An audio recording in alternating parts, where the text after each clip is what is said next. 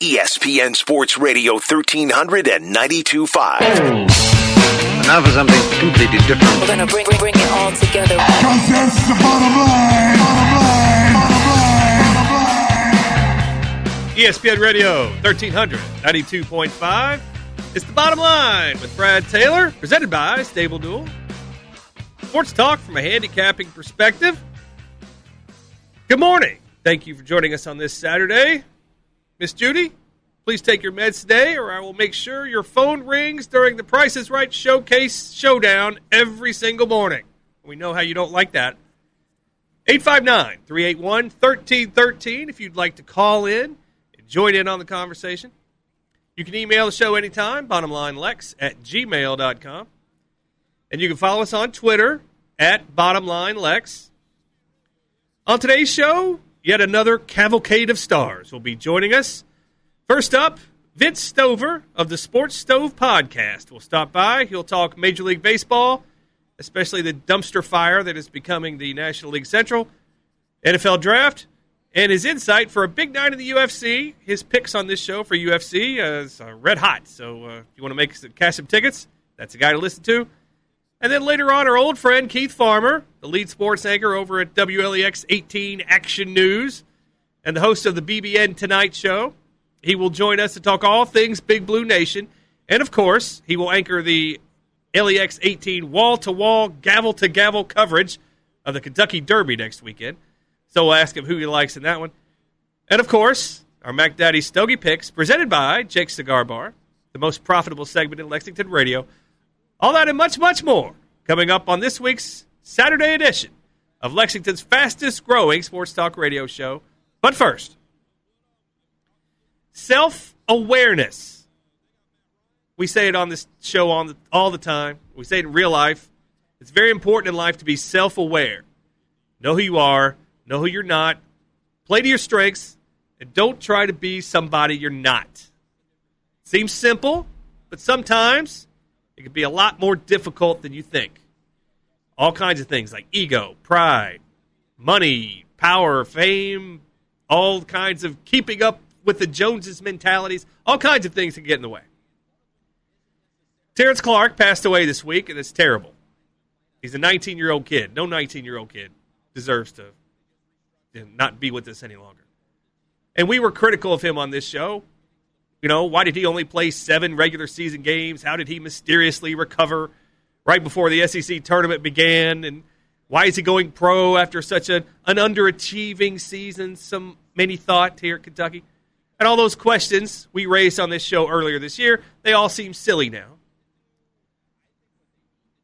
And if you also look in the Big Blue Nation right now, everybody's going crazy over women's volleyball. All of a sudden, the women's volleyball team in Kentucky is playing for the national championship. Oh, my goodness. Everybody's a volleyball fan now. Well, I guess that's what happens when your men's basketball team doesn't make the tournament. You got to find something. Heck, I even got emails a few weeks ago when the rifle team won the national championship, and I didn't talk about it. Why didn't you talk about it? They won the national championship in rifle, or, riflemen's, or I don't know what they're even called. The rifle team. Yeah. Well, I don't follow them. And we have one rule on this show. If I can't pick the next game out in the desert, I'm probably not going to talk about it. So God bless Terence Clark and his family. I didn't cover the team. And God bless the women's volleyball team playing for a national championship tonight. That's where our good friend Keith Farmer is coming on later in the show. He'll be able to tell you about those guys. He'll be able to tell you about that team. He'll be able to tell you about Terence Clark. We'll ask him a few questions about that.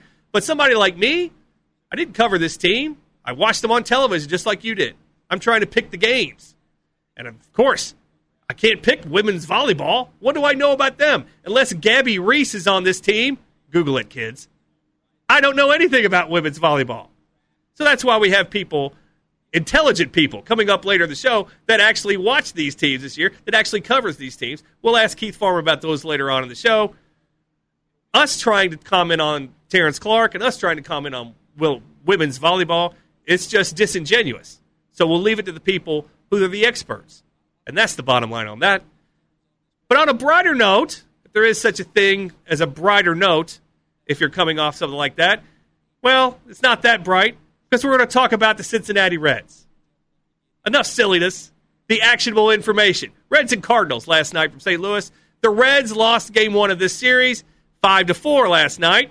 Sonny Gray, the alleged ace of the Reds, didn't look too good, giving up 5 earned runs in 3 2/3 innings, and now has an ERA of 7.88 on the season. So if you're a Reds fan, your 2 aces, using that term very loosely right now, Sonny Gray, Luis Castillo, they both have an ERA over 6 right now. It's not very good. And the Reds are now on a 5-game losing streak. Last Sunday morning, they were printing playoff tickets in Cincinnati. Today, they're already planning the Reds' caravan for next offseason. That's kind of the way it looks right now. And Eugenio Suarez, 0 for 5 last night with 4 strikeouts. Now hitting 157 on the season. That's your number 3 or number 4 hitter every night, depending on how David Bell feels that day, apparently. I'm not sure why Bell has absolutely have to put a lefty-righty alternating throughout the top 2/3 of his lineup, but I digress. The biggest issue the Reds have had this week during this big losing streak, and it's something that we've been preaching on this show since March, that would be the biggest issue for this team, and that's their bullpen. Amir Garrett, who had 1 career save going into this season, apparently named himself the closer this spring, and David Bell just said, we're going to go with it. Based on what? I don't know. Before this season, Garrett had 1 career save and an ERA career of 4.98. Well, this season, Garrett has 2 saves, but an ERA of 13.50, and that's after pitching a clean inning last night. Oh, but that's okay. We've got other guys. We got this Lucas Sims guy. He's good. He can just step right in. Can he? Sims has a save on the season, but his ERA is 6.43. Hey, what about this other guy, Sean Doolittle, 34 years old, 111 career saves. They just signed him right before spring training when everybody else passed on him. Well, he's sitting with a 4.70 ERA. So it's not like there's plenty of good options in this bullpen to turn to if one guy doesn't have it one night. This team is 29th out of 30 teams in Major League Baseball in bullpen ERA, trailing only the lowly Detroit Tigers. And in this day and age, where starting pitchers simply don't go 7 innings anymore, you have to have a good bullpen to compete. And the Reds simply don't have one. Other than a guy who came into the season thinking he was the closer and really wasn't. Again, not being self-aware. Know who you are, know who you're not. Amir Garrett is not a closer in this league, although he thinks he is. Game 2 of this series, Reds versus Cardinals, 1:45 this afternoon here on ESPN Radio 1392.5. Wade Miley will pitch for the Reds versus John Gant in this afternoon's rematch. Cincinnati hands the ball to Miley again for the 4th time this year. And John Gant, not to be confused with former Brave and Red Ron Gant, a personal favorite from our days in Atlanta at Lulu's Bait Shack. That's another story for another day. The line in this game opened at a pick'em. Both sides listed at minus 105. Sharps pounced on the Cards at home, driving St. Louis up from minus 105 to minus 120 in this one. The Cards have some value as a team coming off a win, and they're getting a lot of steam. This line has moved 15 cents in their favor. When that happens on the season, a steam move of 15 cents or more, those teams that are favored are 28 and 21 on the season. That's 57%. Cardinals are also a favorite with a low total, 8.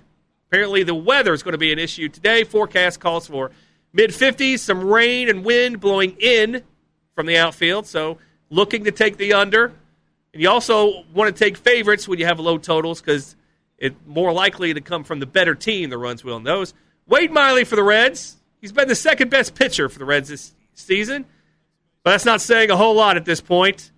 Miley 2-1 with a 2.25 ERA. This is his second season with the Reds. It seems like he started more than 7 games, but that's all he started, 7 games. The Reds are 3-4 in Miley's 7 career starts. Last August, Miley was a plus 100 even money pick out in the desert in a game at St. Louis, and he lost that game 3-0. Today, Miley's a small dog again. Sounds familiar. In his career, though, if you total all his seasons outside of the Reds as well, Miley's not bad as an underdog on the road. He's 43-47 with an 8.7% return on investment out in the desert. That's good, but keep in mind, that was when he was pitching on better teams like Arizona a decade ago and Houston in 2019. John Gant for the Cardinals, he has burned a lot of tickets out in the desert during his time in St. Louis. In 24 games Gant has started for the Cardinals, his teams have gone 9-15, and those have been some good Cardinals teams. So if you've blindly put $1 on Gant every time he pitches in those games, you'd be down $6.18. Return of investment, minus 25.8%. PU. But Gant hasn't been a bad pitcher overall. He's been a better pitcher than average each of the last 4 seasons with an ERA plus of over 100 every year since 2017. And in his 3 starts this year, Gant has an ERA of 3.21. His combined ERA the last 4 seasons, 3.47, ERA plus 117. So Gant's peripheral numbers are good. They're not great, but they're good, despite the fact the Cards don't perform well in his starts. St. Louis about a minus 120 as we speak right now. That's a fair line for both sides. The Cardinals used the entire back end of their bullpen last night, from closer Reyes to everybody down the line. And the Reds used Garrett only. Sims and Doolittle are rested, for what it's worth. So that's an advantage for the Reds that they didn't use their entire back end of the bullpen. That's not saying much based on the current status of the Reds bullpen. Insert joke here. Usual Reds killer Yadier Molina will probably get a day off today with a day game after a night game from last night.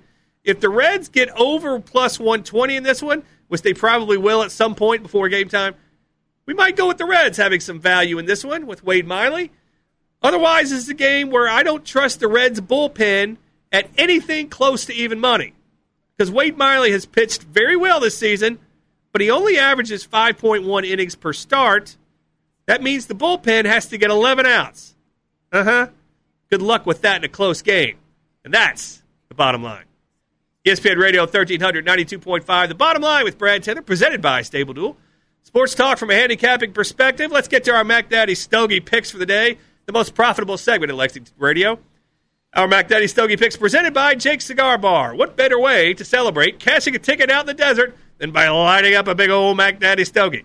So head on down to Jake's Cigar Bar at Brandon Crossing and light up that Mac Daddy Stogie even before the game ends when you get your picks here on the Bottom Line. As they say at Jake's, smoke local, drink local, and cross the line with us at Jake's Cigar Bar. Check them out online, jakescigarbar.com. Speaking of picks out in the desert, the state of Florida announced yesterday they are voting on passing sports betting May the 17th. And if they pass it, they will be the 28th state to have sports gambling, and Kentucky still won't pass it. They won't even bring it up for a vote. Ridiculous, if I may say so myself. Anyway, the last 2 weeks on this show, we've given out 7 out of 10 winners in our Major League Baseball picks. Keep in mind, we're taking a lot of underdogs in those picks. I mean, anybody can pick Jacob deGrom as a minus 300 favorite, but we're taking mostly underdogs, bang for your buck. And don't forget, tomorrow we're going to talk about our NFL draft props going into next week's draft. We'll have Farrell Elliott of the Kentucky Fantasy Football State Championship to talk about the draft and draft props for next week. But there's a reason why the desert doesn't like putting these draft props up. It's because they don't win on these draft props. That's why they hate them so much. I was listening to one sportsbook director this week, and he was talking about how they hate it because they lose money on the draft. It's not like handicapping a football game. Draft props are just like information. It's not handicapping. It's apples and oranges. So when the desert doesn't like taking your action on something, you should be looking to take advantage of it, and we will be on the NFL draft props tomorrow. But today we're like 2 Major League Baseball games. First, Pittsburgh at Minnesota. Twins beat Pittsburgh last night as minus 150 home favorites. Today, another seemingly mismatch. The Pirates trot out Trevor Cahill with a 9.69 ERA. That's nice. And the Twins start one of their aces, Michael Pineda, pine tar or not, with a 1 ERA.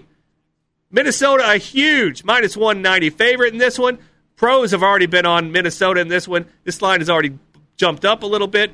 We'll take the Twins huge today. Pirates are the worst team in baseball. Chalk pusher alert. Take Minnesota, but we're going to tell you to parlay them with the next game up on the list. The Yankees at Cleveland. About an even. Yankees a small favorite in this one. Probably a minus 115 as we speak. Yankees have already taken the first two in this series. Garrett Cole for the Yankees. Shane Bieber for the Indians. Two of the best pitchers in Major League Baseball. This line opened to virtual pick'em. Money has come down on the Yankees so far. They started 5-10. All of a sudden, 3-1 are their last four. Sharps and the wise guys on the Yankees right now. Very low total, 6.5 in this one. That's when you like to take the favorites. And then when you do that this season, it's 57%. Anytime you take a favorite with a total lower than 7, and today it's 6.5. We'll look at the Yankees in this one. Both these teams are going to play to the under. Both teams have made you money playing the under this season. But the Yankees look like the spot today. Shane Bieber may not be as good as Garrett Cole in this one. We'll take Garrett Cole on the road as a small favorite. So here's your two-team parlay of the day. They tell you not to parlay teams against the spread. But money line's a different story. We'll take the big favorite, Minnesota, parlay them with the small favorite, the Yankees. Those are your two Mac Daddies. Stogie picks of the day. But coming up after the break, our good friend Vince Stover, the Sports Stove Podcast. He'll stop by. We'll talk Major League Baseball, NFL Draft, and, of course, his red-hot UFC picks. That's all after the break right here on ESPN Radio 1300, 92.5. ESPN Radio 1300, 92.5. Bottom Line with Brad Taylor, presented by Stable Duel. Sports talk from a handicapping perspective. That brings us to our next guest. He is the host of the Sports Stove Podcast, and he's our good friend. He is Vince Stover. Vince, how you doing this morning, buddy? I am doing excellent this morning. Thanks for having me on again. Now, I know you're a big women's volleyball fan. Tell me all you know about UK women's volleyball playing for a national championship tonight, Vince Stover. Man, I heard they're in the national championship. That's all I know. No, Gabby Reese. That's all I got when it comes to women's volleyball. Anyway, now I know you're a huge Kentucky basketball fan. And that's why I'm kind of shunning this Terence Clark talk to the guys who are going to be on this show today, who actually follow this team and cover this team. Your thoughts on Terence Clark and what his loss might mean to this program going forward? Well, what it means to the program, I think this is a sad and tragic as it is. It brings people together. You hate to see it. 19 years old. He just signed with Clutch Sports the day before the accident. He was going to be drafted. A lot of high hopes for him in the NBA. I mean, you're seeing Boston Red Sox. They had a tribute for him last night during the game. He's from the Boston area. A lot of NBA players already knew him. That's. I mean, you just hate to see it. That being said, as rough as I've been on John Calipari this year, him and his coaching staff, this is where they really shine. The relationships that they've built with their players. It just comes out in tragic situations like this, and they do a great job. You saw last night, Keon Brooks, Devion Mintz both speaking at a little visual forum as well, and this is the kind of thing that might get someone like Keon Brooks and Devion Mintz to reconsider coming back to Kentucky next year, as both of them reported that they were going to be leaving the program. You just never know. That's not really what you want to think about a whole lot at this point in time with the passing of Terence Clark. Just prayers out to his family, his friends, coaches, teammates, all that kind of stuff. Just what a horrible thing to happen, especially in the height of UK athletics right now with the volleyball team and everybody jumping on. It just kind of brings all the attention back down to reality when something like this happens. Yeah, very well said. Let's segue into the NFL draft if we can here. I know you're a big draft Nick, and it's one of our friends out in the desert. They don't like posting the odds for these. They don't like posting props because the people do pretty well in these. Because it's not handicapping games as much as it is just following social media for the most part. Last week, we had Mac Jones was no longer the favorite to go third to the Niners. Justin Fields was. Now this week, those tables have flipped, so to speak. Mac Jones is now the favorite. Do you still see Mac Jones going 3 to San Francisco, or do you still think there's something up for San Francisco, the third pick? Oh, I've never thought Mac Jones was going 3. As soon as that trade happened, to get San Francisco up to 3, it made no sense for them to go up for Mac Jones. It makes more sense for him to go Fields or Lance at 3. I've got my mock draft coming out on Tuesday, and I still don't know who I'm picking at number 3 for San Francisco, but I think Fields or Lance makes the most sense there. Mac Jones, I think, will be the 5th quarterback taken in the first round. So, I don't know. I think maybe they're just trying to get some money on that one. I'm looking at the Falcons at number 4, and everybody's talking about, well, Matt Ryan is 36 years old, but he's still got it, and he does. He's still putting up good numbers. More and more of these mocks now have Trey Lance or even Justin Fields, if he falls, going to the Falcons at number 4. Your thoughts on this one, because our friends in the desert now are kind of saying it might be a quarterback in this one. Well, it depends on who goes 3, because Atlanta's a prime team to trade down if a team like Denver wants to come up to number 4 for the quarterback that falls. I don't think they're going quarterback at 4. The reason being, you've got a new coach and a new general manager, and they kind of need to win immediately. And the best way to do that is just to add, premier talent to your team. And in the first round at pick 4, the argument is when's the next time they're going to be picking up that high in the draft again? So if you got a franchise quarterback available, do you take them? But I think with Arthur Smith there, the new head coach and the new general manager, I think they're going to go talent. I still lean towards Kyle Pitts at this spot, but I think trade down is a big option for Atlanta at 4. One of my favorite props that I have is Kyle Pitts going under 5.5. In other words, he's either going 4th or 5th in the draft. If the Bengals are sitting there at 5 and Kyle Pitts is there and Jamar Chase is there, do they go Pitts or do they go with Burrow's former college teammate Jamar Chase? Pitts over Chase at so? that spot. Yeah, all the information right now that's coming out, though, is leaning towards Cincinnati actually going back to what everyone thought they should do from the get-go, and that was going with an offensive lineman at 5. And I was a little surprised by that, but that's where everything's leaning right now for Cincinnati. But if Pitts gets past number 4, that's a hard one to pass up for Cincinnati, I'd say. Yeah, I don't think Pitts lasts beyond 5. If he goes to Atlanta, that's okay, but I don't think Cincinnati passes him up, even though it might send a message to Joe Burrow over who's running things right now, because Joe Burrow wants his old receiver. So, yeah. But the Sewell, the offensive lineman, that probably is your better pick if you're a Bengals fan, wouldn't you think? I don't think so. I think Pitts and Chase is a better pick for Cincinnati at 5, and then go for offensive line later in the draft, just because I think the talent level there is so much higher. You've got a couple receivers that are up there with Chase, but once you get past those first 3 receivers, the 2 guys from Alabama and Chase, it's not that they're bad receivers, they're just not that premier receiver. So I think you have a better chance of getting decent offensive linemen in the 2nd, 3rd round than you do getting an impact, pass catcher like Pitts or Chase there at number 5. Najee Harris, first running back drafted. He's about minus 150 out in the desert right now. I like that one. Do you think that's a good one to put your investment in? No, I think I've been calling for Williams, the North Carolina running back, to go first. Although ETN's had some rising things right now, I think Najee Harris, honestly, it depends on the team because you got teams like Pittsburgh and Seattle down there that need running backs, and they might need a different style of running back than what Najee Harris offers. That one's up in the air for sure, but I would put Najee Harris as maybe the 2nd running back coming off the board. There's some value right there. He's plus 600 to be the first running back drafted out in the desert. So that's a good 6-1 pick that Vince Stover of the Sports Stove podcast is giving you here on ESPN Radio 1300 and 92.5. Let's say Mac Jones does not go to the 49ers at number 3.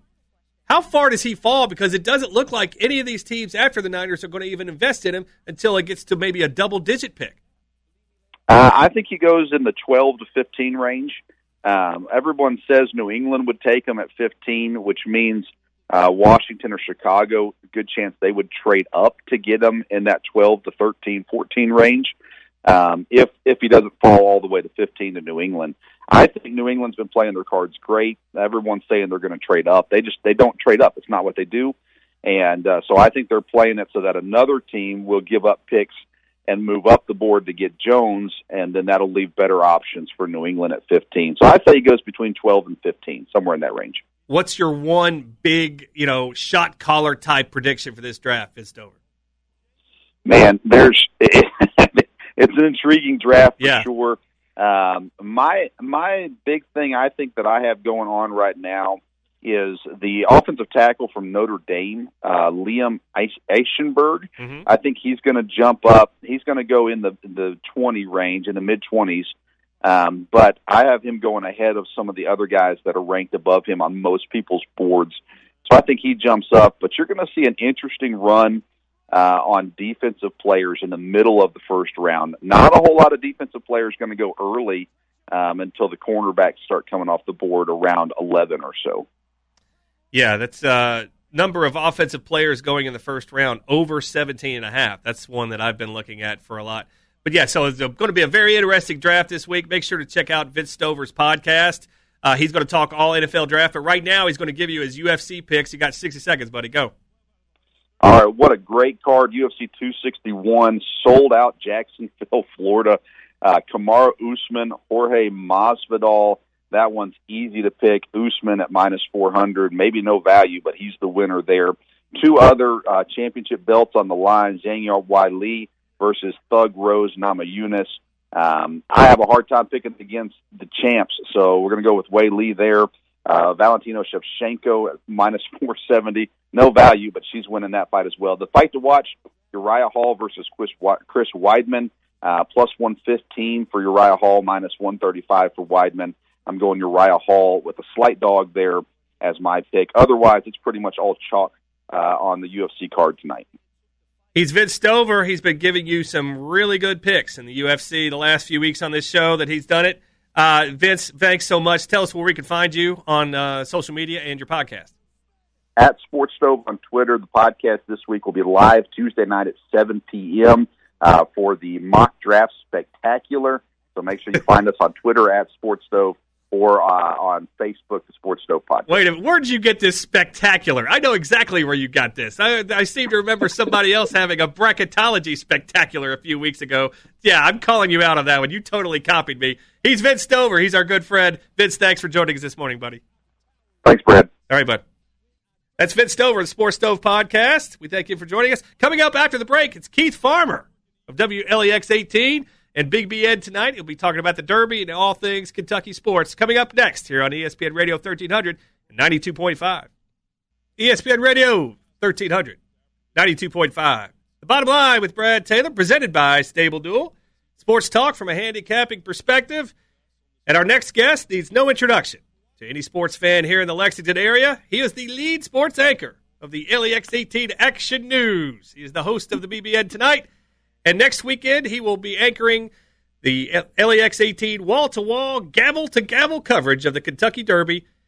And in a recent poll, he was voted the second most favorite member of the Lexington sports media from his own high school graduating class. He's our friend from way back when, Keith Farmer. Keith, my old friend, how you doing today, sir? Well, the day was going well. Well, exactly. Hey, this is the show for cheap shots, and you've come right in at the right time. Hey, we wanted to get you on to talk about Terence Clark, and I've been pawning this off on people because I don't know what to say because I didn't know the kid. I didn't cover the team. You did. Terence Clark, the loss of this, what does it do? And we know it's a terrible thing, but what does it do to this program maybe from that perspective going forward? Well, you know, he came in and really only played the 7 games before he had the injury, and then tried to play the 1 at the end, and then, you know, decided to take off for the NBA. So in some aspects, the guys that are here, I don't know how much that's going, because he was going to be away from the program anyway. I just think it, you know, probably affects them mentally, and maybe it just, you know, shows them that life is precious and that, you know, they need to do what they can to take advantage of every moment that they have, be it school or athletics or whatever it is, friendships and such. I mean, they came together for a candlelight vigil last night and had the chance to talk to, you know, some of the fans that were there about their memories of Terence. You know, I could tell you, you know, being that it was in a pandemic time, we didn't get to talk to these guys like we normally would. It was mainly over Zoom. But I had the chance to talk to him a couple of times, and he was just such a fun-loving guy. I mean, we talked about in our department how much you're going to miss his smile. I mean, you'd see him smiling all the time off the court. He just loved to have fun, and then on the court, occasionally you would see it come out when he was made a good move or a good pass or whatever and scored. So you'd see that come out. So it's so sad to hear it happen to such a young kid. Yeah, it's very well said, and it's hard to segue out of that and talk about the real world here. But apparently everybody at Lexington now has women's volleyball fever. And all I've got is Gabby Reese when it comes to women's volleyball. So that's about as far as I go. Give me really quick, because we have a motto on this show. If we can't pick the next game out in the desert, we don't follow it, we don't talk about it. But I know everybody here is talking about women's volleyball. Give me 30 seconds on women's volleyball, and they're going to win tonight, the national championship or not. Keith Farmer. Got the National Coach of the Year, the National Player of the Year in Madison Lilly. They've just, I'll tell you what they've done. There was one point in the season they had 38 straight sets that they won.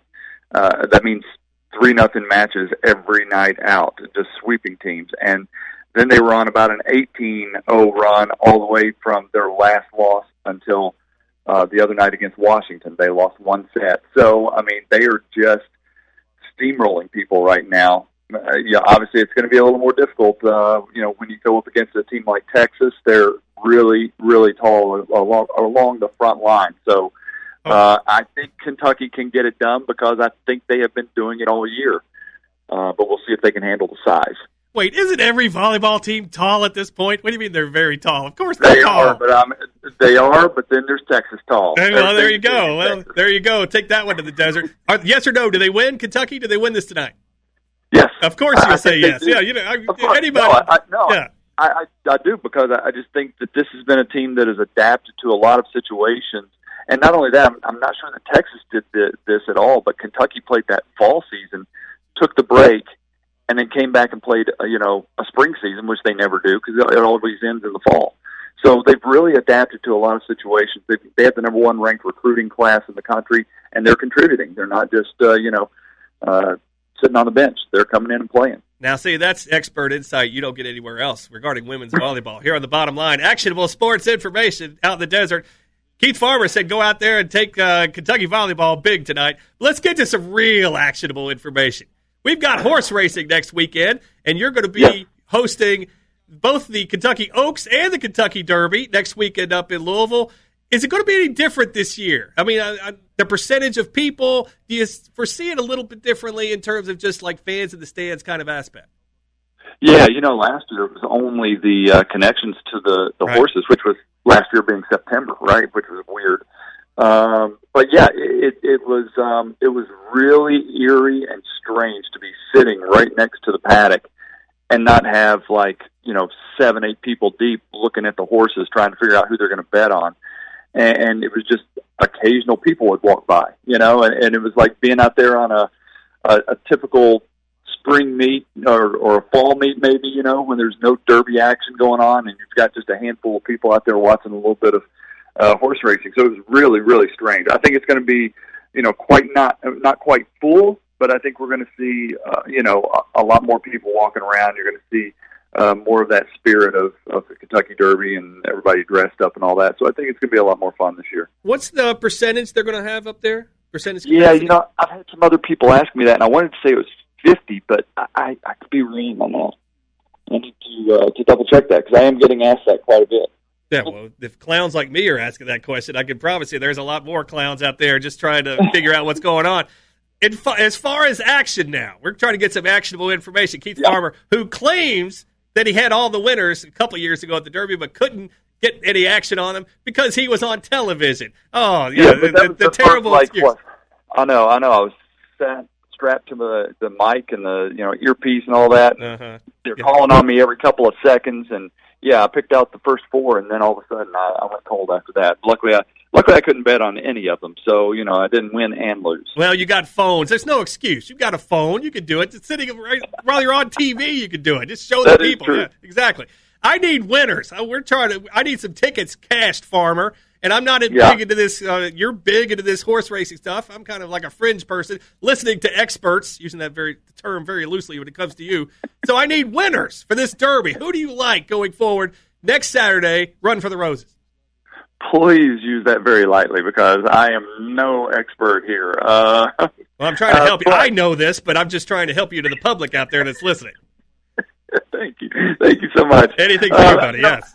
I do think this is a top-heavy year, which, 20 horses, that always kind of probably is. You don't see somebody down there near that bottom 20 that you're expecting to break through. We have had some long shots, but everybody's talking about essential quality. I've seen a couple others that I like. One of the strange ones is Known Agenda because trainer Todd Fletcher, he didn't like what he was seeing from his horse, and so after the Sam F. Davis, he finished 5th. He put him in an allowance race. Then he won that, and then he enters him in the Florida Derby, and he comes back and wins that. So I kind of like what I'm seeing out of him. I also like what I'm seeing out of Superstock with the finish that he had in the Arkansas Derby because he was flat getting it down the stretch.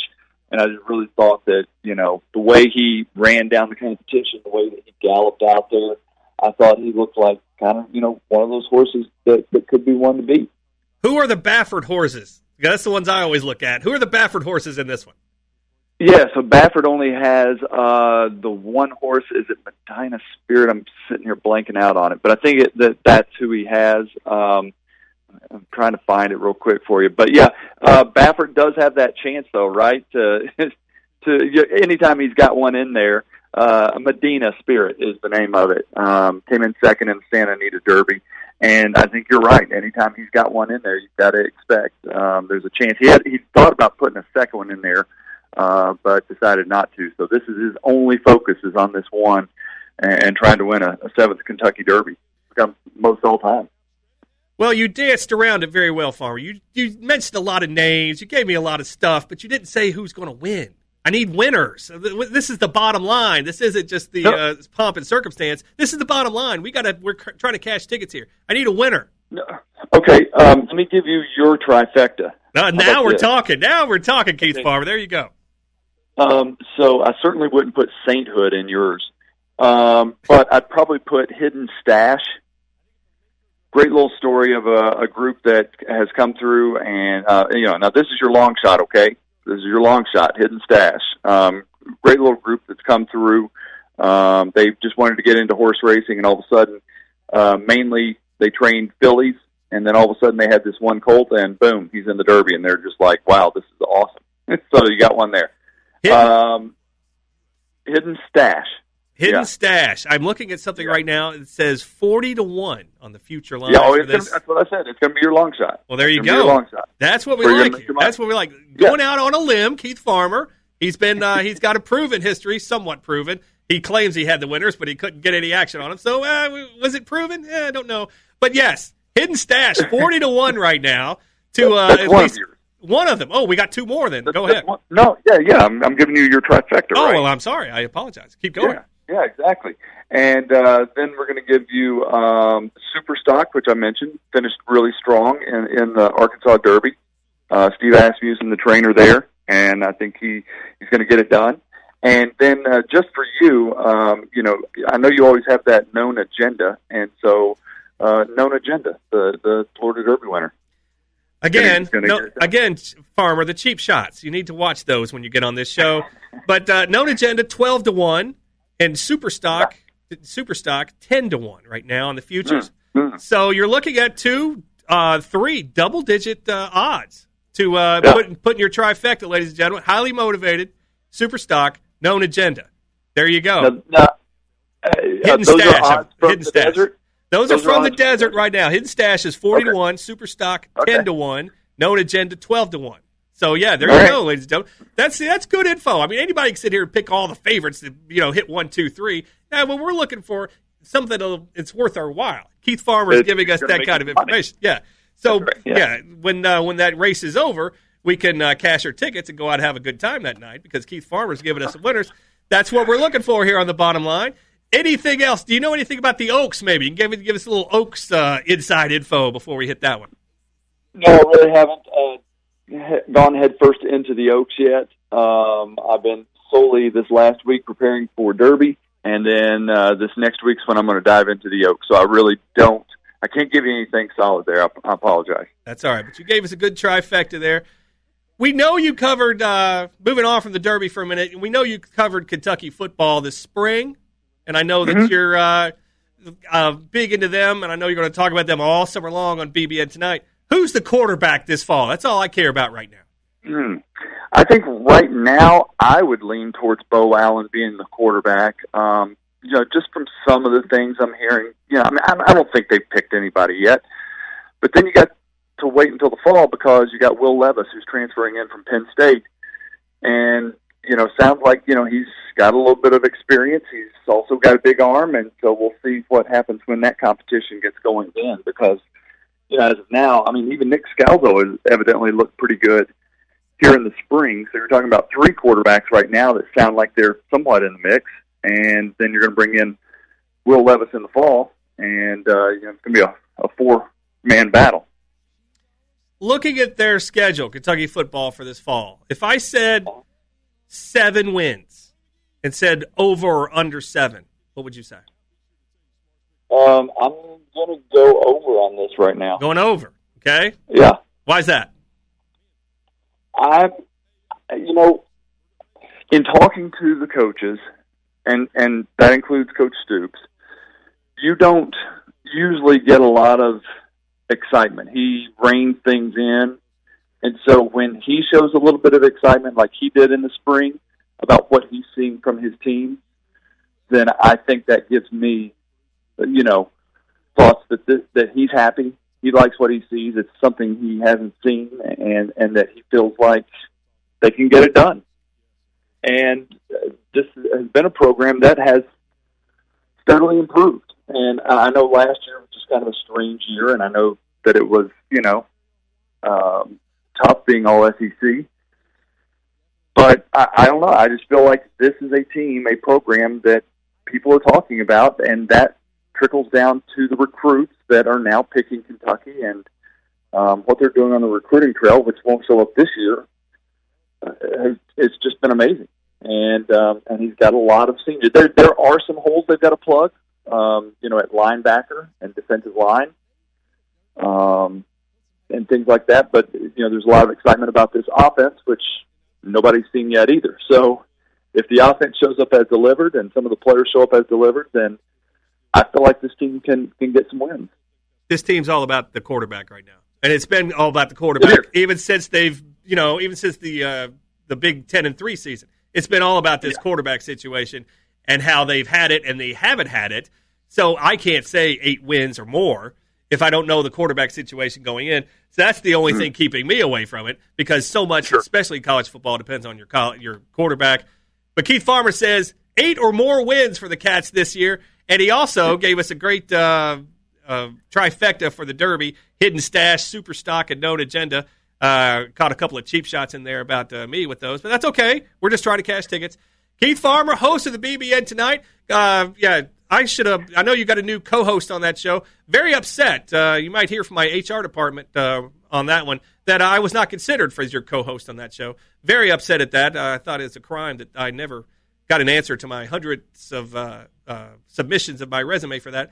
Tell us about the BBN Tonight, your show, and tell us about where we can find you next week for the Derby. So BBN Tonight, and you were considered, by the way. BBN Tonight is on... Stop lying to the people, Farmer. Come on. Monday through Friday, and you can see it on LEX 18, 7:30. It's been great to be a part of, UK Athletics, getting some information out there is what they've been doing, and it's just a really cool catch-all one spot. If you're a UK fan, that's where you need to go. Anna Tarullo and I have that every night. And then on Saturdays, you got BBN Game Day, which just aired, and that's with Christy Thomas. And then me and Anna just kind of rotate in and out with her on BBN Game Day. Now, that one is kind of statewide, and so you can see those all over the place. You'll need to go to BBN Game Day, bbntonight.com to find out where you can listen to all those, watch all those. throughout the state. And his Derby coverage next weekend. Don't forget, LEX 18 will be your gavel-to-gavel coverage for the Oaks and the Derby next weekend. Keith Farmer, thank you so much for joining us here on The Bottom Line. We appreciate it. You've been a good friend for a very long time. And anytime you take time out for us when you don't have to, and we always appreciate that. Thank you, sir. Anytime for you. Appreciate it. Thank you, buddy. That's Keith Farmer of the LEX 18 Action News. He is as good as it gets. If you're a fan of Kentucky sports in any way, shape, or form, you might want to check out his show, BBN Tonight, and make sure to check him out on the Derby next weekend on LEX 18. When we come back, we'll preview the day on ESPN Radio right here on ESPN Radio 1300, 92.5. ESPN Radio 1300, 92.5. Bottom Line with Brad Taylor, presented by Stable Duel. Sports talk from a handicapping perspective. Thank you again for joining us on this Saturday morning. We want to thank our guests, Vince Stover of the Sports Stove Podcast and our good friend Keith Farmer of WLEX 18. They were great, and we're always grateful to have good guys with them, good times with them. Don't forget today, 1:45 here on ESPN Radio, Reds and Cards from St. Louis. Cardinals minus 120 favorite right now. Reds might have some value today, but do you trust that bullpen late? That's the question you got to ask yourself. The lineups just came out for this game. Senzel's out. Naquin's in center. Senzel is out today. That's good if you ask me. Senzel's number's terrible. It's time to give up on Nick Senzel. I'm sorry, it just is. Look at his numbers. You'll see. Tonight at 8 on ESPN Radio, Lakers and Mavericks from Dallas. Dallas a 2-point favorite in this one. Lakers might be a play here tonight. Road dog off an ACS loss. Don't say we didn't tell you. Don't forget tomorrow here on ESPN Radio, 1300, 92.5. Early tea time. Matthew Lawrence and Backspin Golf at 8 a.m., followed by us at 9 o'clock, The Bottom Line, and then the Angelo Show at 10. Angelo is our resident NFL draft expert here at ESPN Radio. He'll have his NFL draft special tomorrow. We'll see if we can get him to come in with us the last segment and talk about some of these props out in the desert. Thanks again for joining us. So you can email us anytime, bottomlinelex@gmail.com. And you can follow us on Twitter at bottomlinelex. So until the next time, as always, may the winners be yours.